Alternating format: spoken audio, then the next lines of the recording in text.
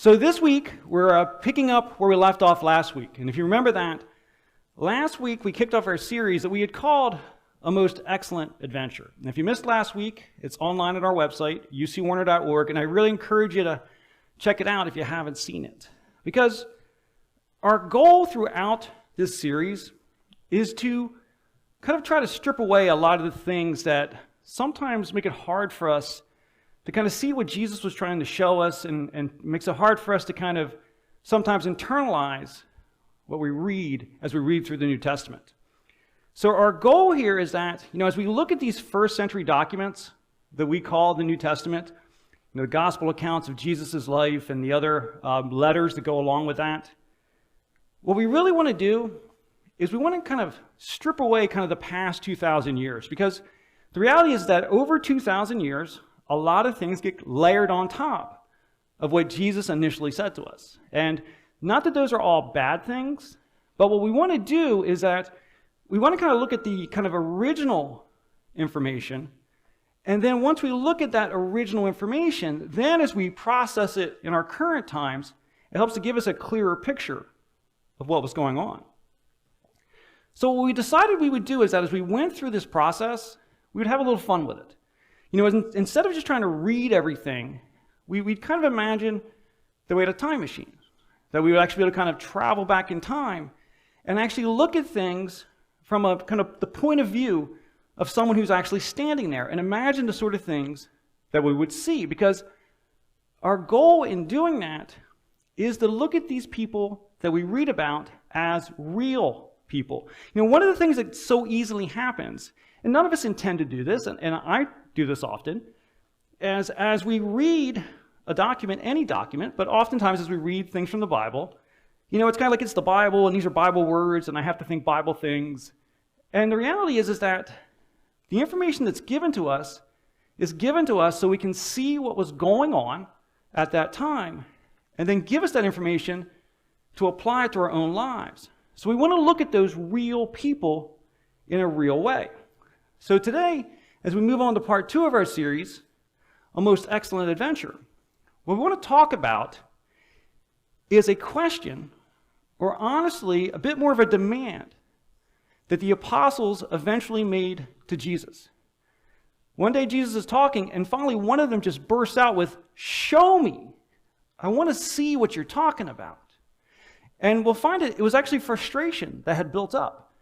And so we want to see kind of what led to this situation and how Jesus dealt with it. So let's say we jump into our time machine and we travel back to the first century. And our goal is to land about 3 years into the ministry of Jesus.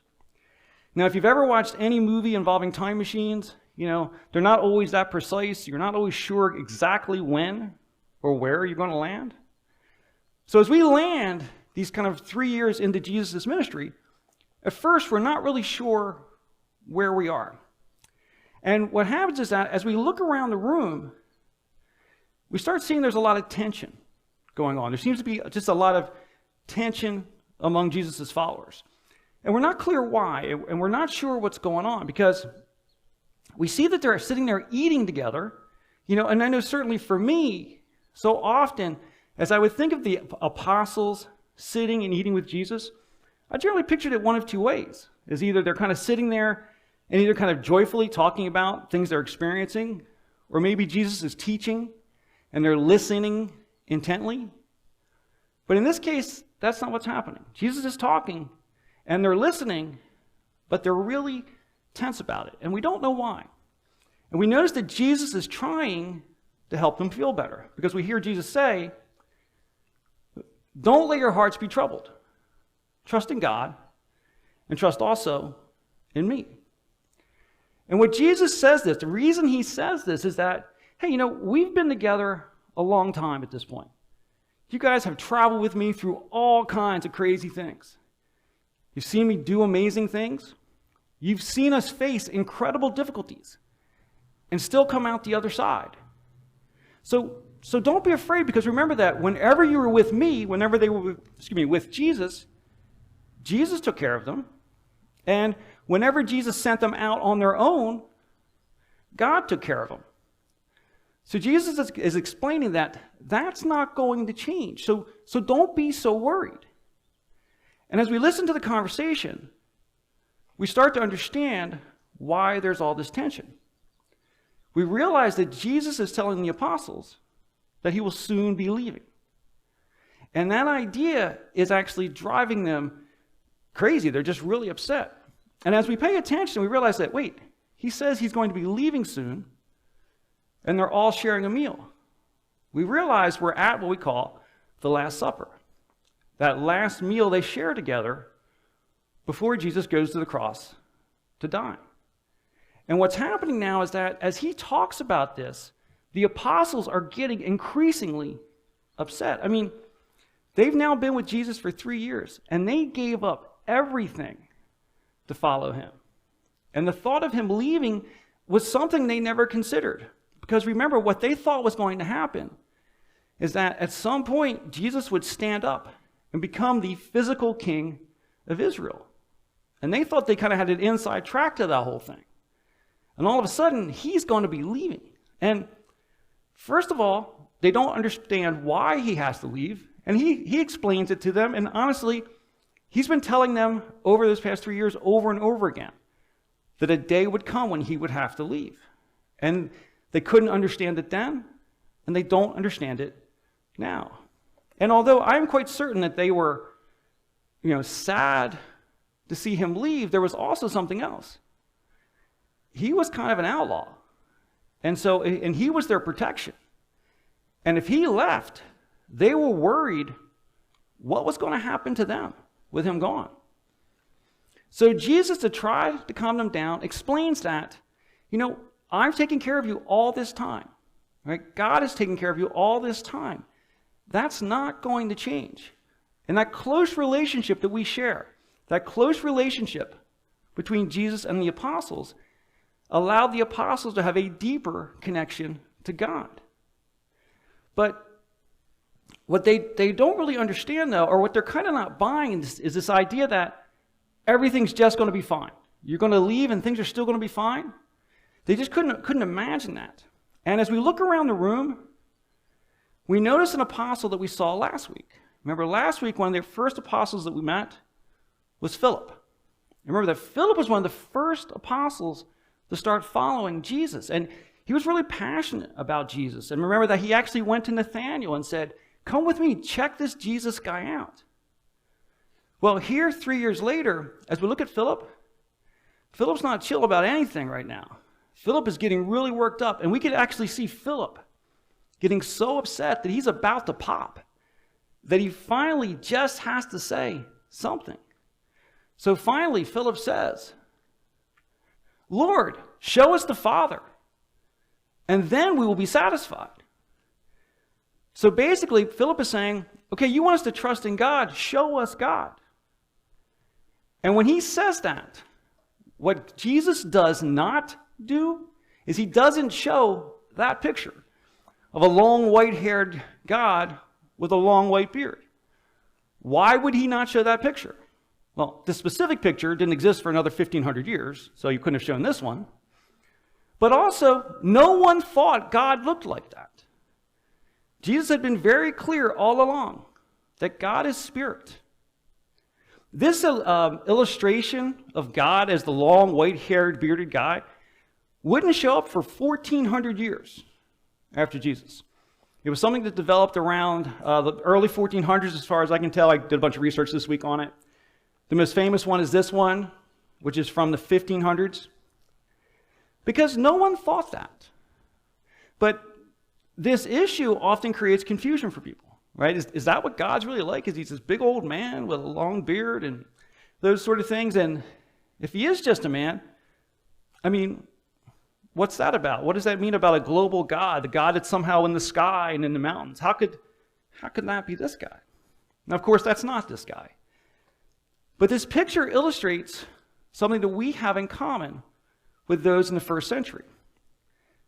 A common misunderstanding about the nature of God. Right? Many of the misunderstandings that people have about God today are based on the things that have happened over the past 2,000 years, particularly in medieval times, in the Renaissance. those time frames, there was a lot of artwork created, and it created these illusions of God that really were nothing like what God was like. And there was similar confusion in the first century. They were confused about different aspects of God, but it was the same thing. And in that case, it came from people presenting information that was confusing. And for those in the first century, unfortunately, most of the confusion came from religious leaders. Because in the first century, people were incredibly dependent on religious leaders for pretty much any aspect of their faith. Remember that in the first century, virtually no one could read except either government officials or religious leaders. And so if those people wanted to understand their relationship with God, they had to go through the religious leaders. But in the first century, Judaism had actually gotten very complicated. You know, so often when we think about kind of the Old Testament and what's in there, we often think about the 10 Commandments. But it turns out there weren't just 10. There are the 10 Commandments from Moses. But according to Jewish tradition, using the other books of the Old Testament, they believe that there are not 10 commandments, but 613 commandments. And so now we've got from 10 to 613, but some of those commandments are things you're supposed to do. Some of those commandments are things you're not supposed to do. And some of those commandments apply in one situation, but not another situation. Oh, is it this day of the week? Or are you male or are you female? All these things started factoring in. So they went from 10 commandments to 613 to literally thousands of rules. And so with thousands of rules like that, the average person had no chance of ever knowing what they were supposed to do. So what did they have to do? They had to go talk to the religious leaders. But even if they went and talked to the religious leaders, that got complicated because there were actually two factions of religious leaders who didn't agree with each other on many things. They had actually come to this kind of power-sharing agreement, but they still interpreted these rules differently. So now you've got the two factions. And then even within the factions, there was confusion. So you've got all this complexity that's been introduced into, I just want to have a relationship with God. What am I supposed to do? And then in the first century, it got even more complicated, if that wasn't complicated enough. Because remember that in the first century, Israel was not self-governing, right? They were under Roman rule. So the religious people, the religious leaders, were often trying to gain political favor with the Roman leaders. And they were often trying to gain their own advantage within the system. So oftentimes, a particular interpretation of a rule was based on what would be most advantageous to the one giving that interpretation.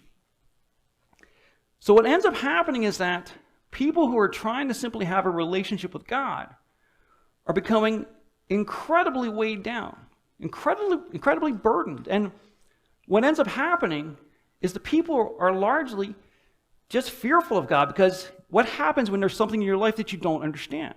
Right? If you don't understand it, you don't feel comfortable with it.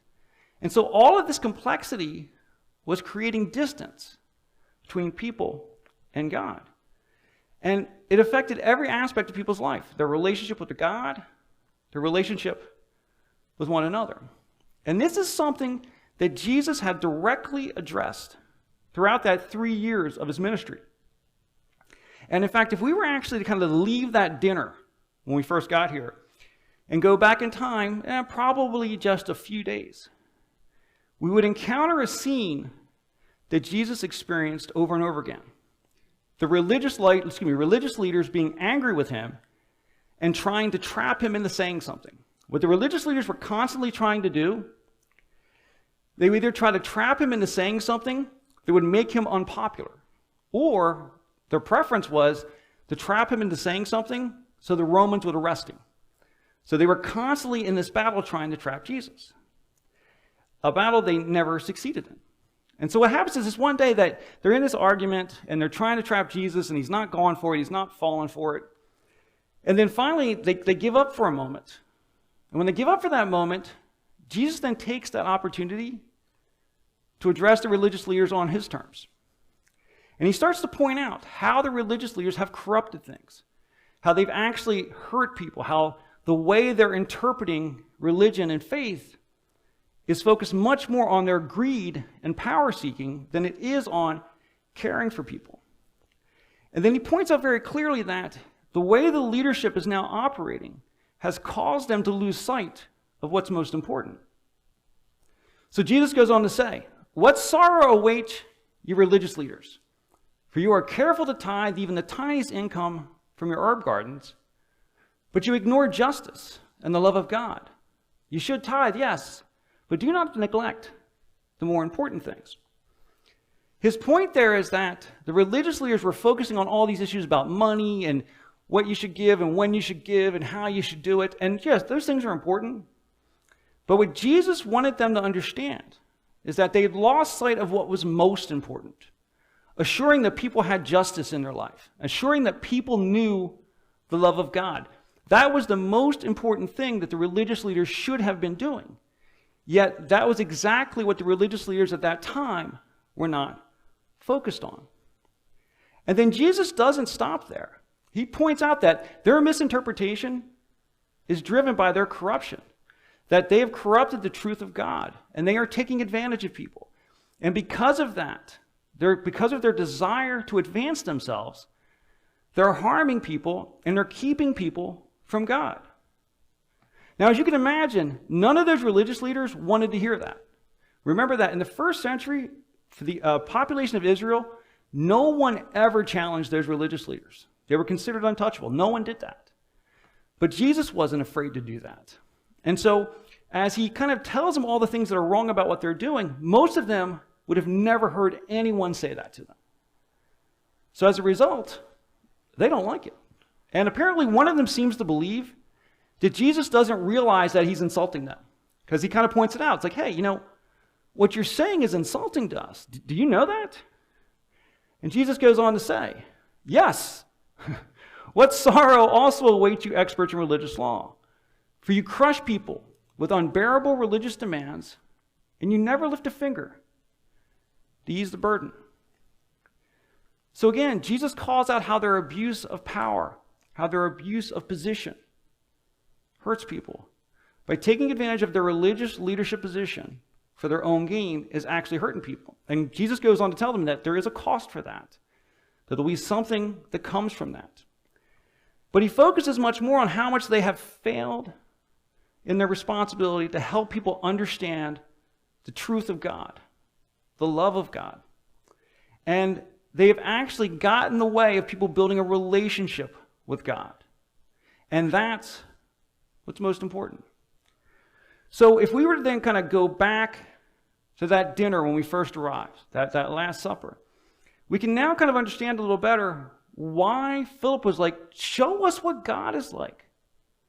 Because in the first century, they were all confused about what God was like, that they had been brought up to believe that they should be afraid, that they should cower in fear, that there was no way to have this real relationship with God.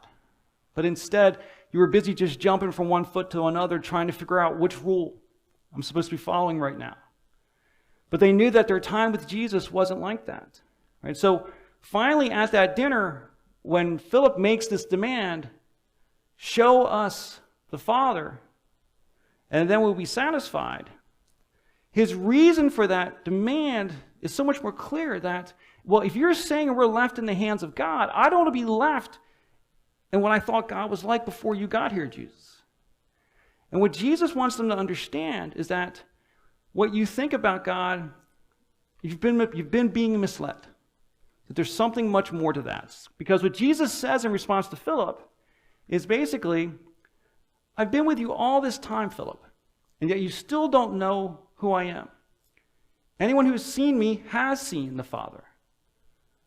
So why are you asking me to show him to you?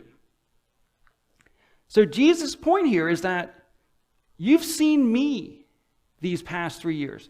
Think about what you've seen me do in that time. And at that point, they had seen Jesus love people without any conditions and accept them as they are. They had seen Jesus comfort people who were hurting. They had seen Jesus forgive people's mistakes over and over again. In fact, Jesus had even told them that they should forgive people's mistakes over and over again. And they had seen Jesus when he approached people who had been rejected by everyone else. They had seen Jesus embrace them. And they'd even seen Jesus allow people to have the freedom to make their own choices. But then when those choices left that person hurting and broken, Jesus picked that person up. Even sometimes, Jesus would actually protect that person from the outcome of their actions. That's what they had seen Jesus do over these past 3 years. They had seen Jesus do those things because that's the nature of who Jesus is. And what Jesus wanted them to understand, that nature that they had seen in him is the nature of God. That is what God is like. That those things that they had seen Jesus doing, that behavior that they had seen from Jesus, that all came from God. So as Jesus was leaving them in the care of God, that's who they were leaving him in the care of. So as we prepare to wrap up, the thing that I would like us all to remember here is that just like there was so much misunderstanding about God and our relationship with God in the first century, for us, there are so many misunderstandings about our relationship with God and what God is like and what God demands and what God requires. Most of that stuff has been layered on top of the truth. The reality is that the nature of God is the nature of Jesus as demonstrated in the Gospels. So if we will embrace that truth, we can experience what the apostles were so afraid they were going to lose. We can have the confidence that we are not alone, that God is with us. God is with us no matter what we're dealing with, and that God loves us. And then we can hang on to the truth that God is just not with us, but he will give us the strength to go forward whatever we're dealing with. He doesn't guarantee that we won't have challenges. He doesn't guarantee that things won't be difficult.